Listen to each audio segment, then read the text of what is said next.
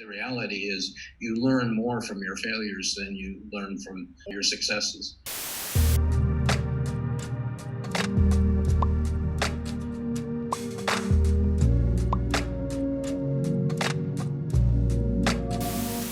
So the first question is related to your failure story. Why did you come to Fuckup Nights? Why did you want to share your story with the world? There's a variety of reasons to do that, but the first one is everybody should learn on OPM.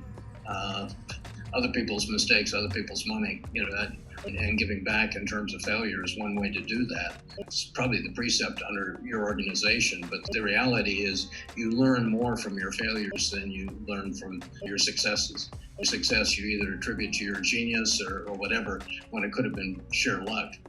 But when you fail, you kind of revisit it and say, what could I have done differently? Why don't I do it? And so if you can share that in an open way, I think that that's beneficial.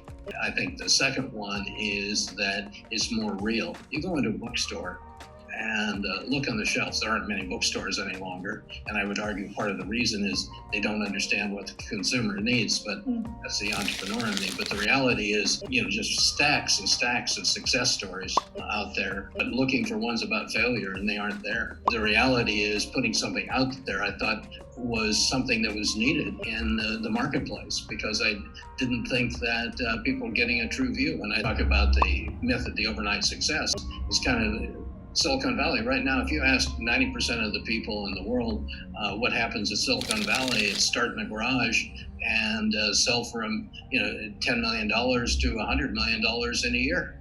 And and everybody's going to succeed. And the reality is statistics are totally against that. The probability of success is very low. Most companies fail in their first year, and people should know that. And frankly, they should adopt the strategy that Edison had, which is I haven't failed. It just found ways that things didn't work.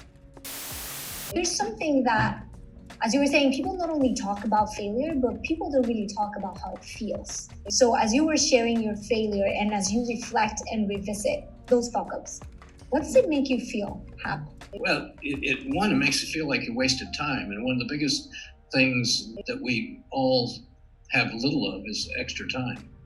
Why spend a couple of years trying to build something when it ends up and those 2 years I could have spent skiing or going to the mountains or investing in a business that was really going to thrive.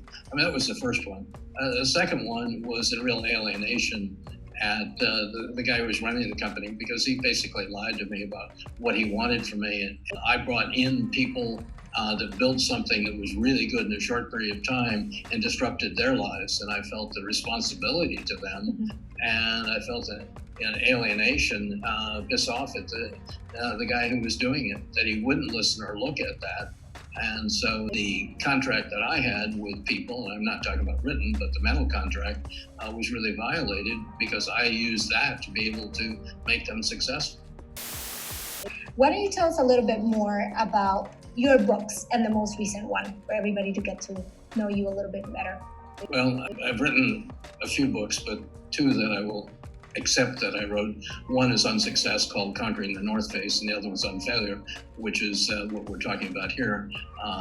It's about failure in a company in Silicon Valley. The reality is that I write them and I give presentations because, as I mentioned earlier, I think people can learn best on OPM, other people's money, other people's mistakes. And by providing those, I think it's worthwhile. I write them in a way that are parables. Parables been used forever to be able to convey stories. But what I believe is that not only should you write something, but you should write something that's memorable, that's enjoyable, maybe read on many levels to be able to enjoy it. If you look at the statistics, most of the books that are sort of prescriptive, that have 7 habits or 5 ways or 13 whatevers, the people do not read them to their completion. They've monitored this on Kindle and others. People read them partway through and then it's not enjoyable reading. And in reality, the first book I wrote, Conquering the North Face, I wrote and completed it, and then I read it and I said, you know what's wrong with this? I hate it. This is just like everything I read in school, because I had all this training as undergraduate at Stanford and MBA at Stanford, and I was writing it in a way that was every book that I had that I just slugged my way through. It was too descriptive. Didn't bring any of the emotion. Didn't bring any of the reality. It didn't bring some of the humor in, nor did it bring that. And what I realized is what I gravitated to, which I really liked, was storytelling. And that storytelling was something that stayed with people. And even though their situation might vary a little bit, that story is something that's there. So I use that in my writing. I also use it in my speaking as a way to convey a message that is memorable, that is somebody is able to gain from that.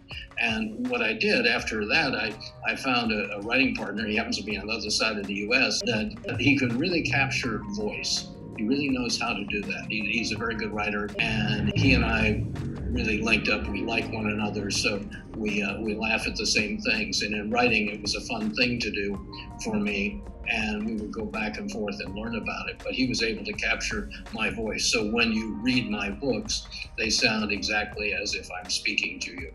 And my initial book did not sound that way at all. It sounded like some of the dribble that I read in school.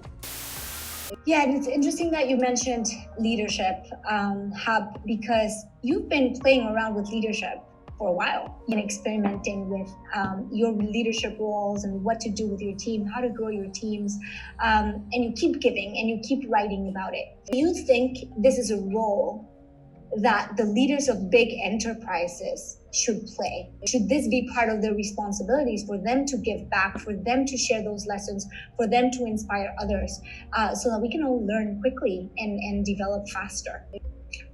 Well, some of them, what they've learned isn't worth sharing.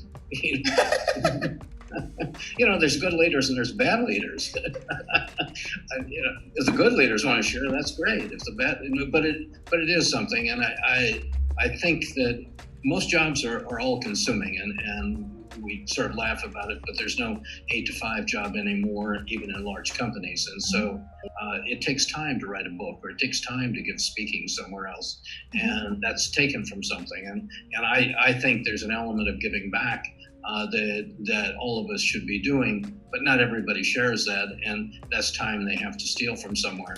But if those stories aren't told, then people have to experience it on their own. It seems like that redundancy of repeating the same errors is a waste of time and energy. And a lot of people are going to suffer something that they needn't if you shared.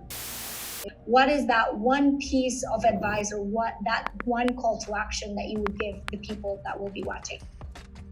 Well, the one piece of advice I'd give is the one, I think it was Goethe that just said, whatever you can do or believe you can, begin it, because boldness has genius and power and magic in it.